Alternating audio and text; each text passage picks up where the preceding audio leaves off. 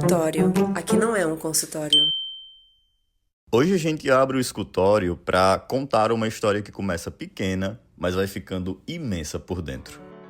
Uma história que nasceu no interior do Ceará em 1969 e nunca mais saiu do peito de quem a viveu. O nome dela é Estela. E como acontece com muita gente, a história dela começou antes mesmo dela saber que já existia uma história. Começou num parto e num abandono. E talvez valha dizer que naquela época a adoção não era como os dias de hoje, né? Era completamente diferente. Era uma coisa que não existia no papel, era mais de boca a boca. Mais pressa do que proteção, de fato. No dia 3 de abril de 1969, Estela nasceu saudável. Mas a mulher que a colocou no mundo já tinha decidido. Ela não ia criar. Até hoje, ninguém sabe se foi por não poder ou por não querer. E a notícia do parto, ela correu. Tinha um bebê disponível ali para adoção. E no mundo em que o valor da vida se mede pela pressa de quem chega primeiro, Estela virou um objeto de feira. Como se dizia antigamente, né? Como bolo na feira. Quem chega primeiro leva. E é assim que muita criança foi parar em casas que nunca foram pensadas para receber ninguém. Sem juiz, sem escuta, sem nome no papel. E foi o que aconteceu de fato. Uma mulher sem estrutura emocional apareceu do nada e levou Estela, como se fosse um produto ali, muito fácil de ser levado. Nesse processo todo, a irmã da mãe biológica ficou sabendo e correu atrás para pegar a Estela de volta, né? Então, para vocês verem como as coisas eram muito fáceis e muito simples e como se resumiam muito a esse movimento de pega e pega, devolve, pega, devolve. Quando a irmã da mãe biológica pegou Estela de volta, a espera recomeçou. Então, todo aquele processo de produto na prateleira recomeçou. Até que outra mulher da mesma cidade ouviu a história e decidiu ver com os próprios olhos o que estava acontecendo. Ninguém sabe se ela se comoveu ou se foi amor à primeira vista pelo bebê. Mas o que importa é que ela levou Estela para casa. E dessa vez a cidade inteira ajudou. Deram o que tinham, sabe? Deram fralda, deram roupa e um pouquinho de afeto. Essa mulher, que vamos chamar aqui de Dona Teresa, já tinha uma idade avançada, mas foi ela que deu a Estela algo que nenhuma outra deu antes, um lar, mesmo que tenha sido um lar com algumas rachaduras. E vale lembrar, a adoção naquela época era mais relação social do que processo jurídico, tá?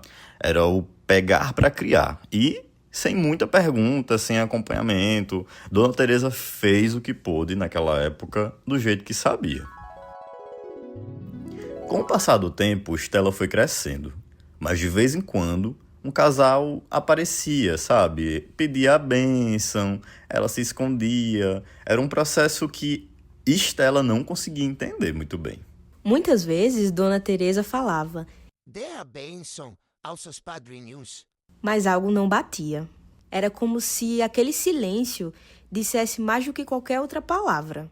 E aí é curioso, porque alguns boatos começaram a circular ali na cidade do interior, cidade pequena, a gente entende como funciona, né?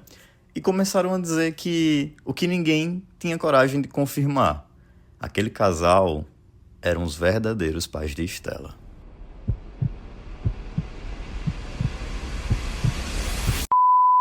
O tempo foi passando e o contato entre as mães, a de sangue e a de criação, continuava. Foi algo que foi estendido, a ponto de Dona Teresa virar madrinha de outro filho da mãe biológica de Estela. Olha que dimensão isso tomou, a grandiosidade disso, né? Estela, mesmo sem querer, ela era levada para a casa dos supostos padrinhos, que na verdade eram os pais biológicos. Até que veio uma notícia. A mulher que a pariu estava morrendo. Ela estava morrendo de câncer. Essa palavra pariu é uma palavra muito forte e é uma palavra que, quando a gente fala, remete muito a animais, né? É como se estivesse parindo uma vaca, por exemplo.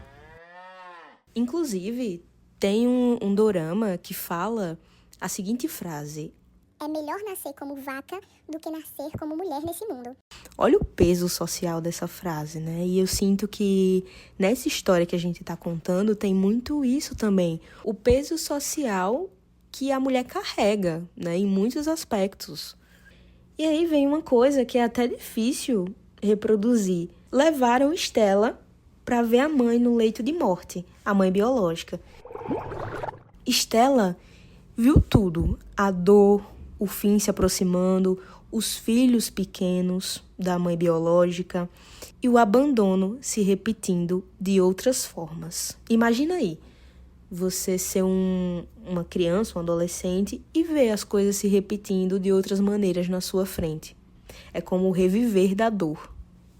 Ela tá lembrando a sensação de abandono de formas diferentes e eu acho que deve ter sido muito pesado para Stella conhecer tantas formas de abandono, estando numa posição tão frágil ainda, né? Tão pequena, tão reduzida, que nem o mundo inteiro ela conhecia, mas essa realidade ela sentiu. No enterro, Stella viu um cenário que marcou muito, que foi o seguinte: ela viu que a irmã biológica, a filha da mãe biológica, no caso, ela tinha todo um cuidado com os irmãos menores. Então, ela percebeu que a única pessoa que estava faltando ali naquela família, naquele núcleo familiar, era ela. E ela se sentiu ainda mais desvalorizada, ainda mais desamparada, porque ela não entendia, né? Ela não entendia e ela saiu desse enterro, onde todo mundo estava realmente triste, chorando, e ela também muito confusa. Então ela saiu carregando uma dor que nem era toda dela, mas que de alguma forma ficou. E uma pergunta que ecoa na cabeça é: por que ela e não eu? Por que eles e não eu? Detalhe, a mãe biológica ficou com todas as crianças, menos com Stella. O que tornou tudo diferente? Qual é o ponto que mudou ali tudo? Os dias seguiram. E dentro de casa, a adoção era um segredo mal contado.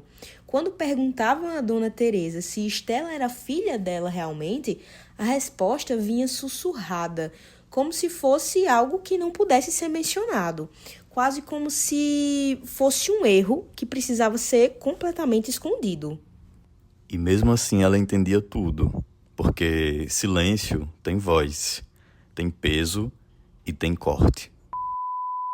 Um detalhe importante que a gente pode destacar aqui é que Dona Teresa não tinha apenas Stella como filha adotiva. Ela tinha outros filhos também, que eram irmãos cuidadosos com Stella. Mas tinha um, em especial, que fazia questão de jogar tudo na cara de Stella, como se ela fosse menos, como se ela fosse nada, inferiorizando mesmo a pessoa. Com o passar de muitos anos, Stella, que antes era uma criancinha, foi crescendo. E aí ela virou mãe. Ela se aprofundou nela mesma. Ela aperfeiçoou seu corpo, ela aperfeiçoou sua espiritualidade, ela conseguiu desenvolver muito do que ela tinha perdido durante esses anos que se passaram. Mas ficou uma pergunta com ela: por que eu fui deixada? Essas palavras é como um tiro a queima-roupa. Muitas pessoas elas falam que as palavras têm mais poder que uma bala perdida, né, digamos assim. E aí fica os questionamentos de Stella. Será que a mãe teve medo e não conseguiu ficar com ela? Será que foi impedida de alguma forma pelo marido atual? O marido, inclusive, vive até hoje, mas Stella nunca quis encontrá-lo, nunca quis saber dele. Ela, na verdade, ela nunca teve forças para cavar o passado. Nesse processo, o tempo cobrou o seu preço. O pai de criação de Stella faleceu em 2004, e aí ela sentiu, ela experimentou a perda de uma forma mais concreta, mais dolorosa. Ela amava muito ele. Ela amava muito ele porque ele abraçou ela de todas as formas possíveis. Ele era a pessoa que dava muito afeto. Era a pessoa que, em poucos momentos, mas sim, mimava ela. Então ela sentia falta desse ser mimada, ser especial, ser pertencida. E o pai dela, que a gente pode chamar aqui de seu Zeca, foi a pessoa que deu isso.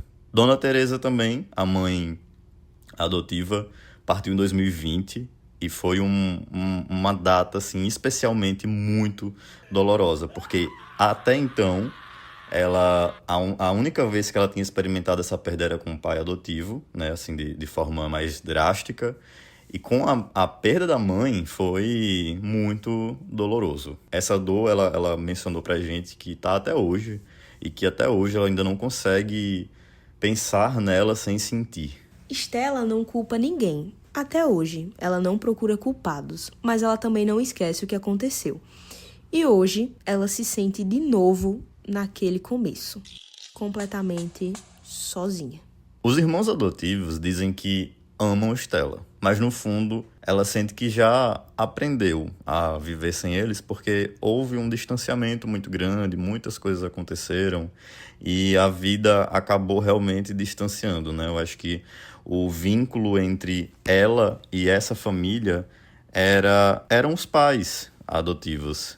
Era a Dona Teresa e seu Zeca. No momento em que eles partiram, ela se viu realmente muito só, nesse sentido de família.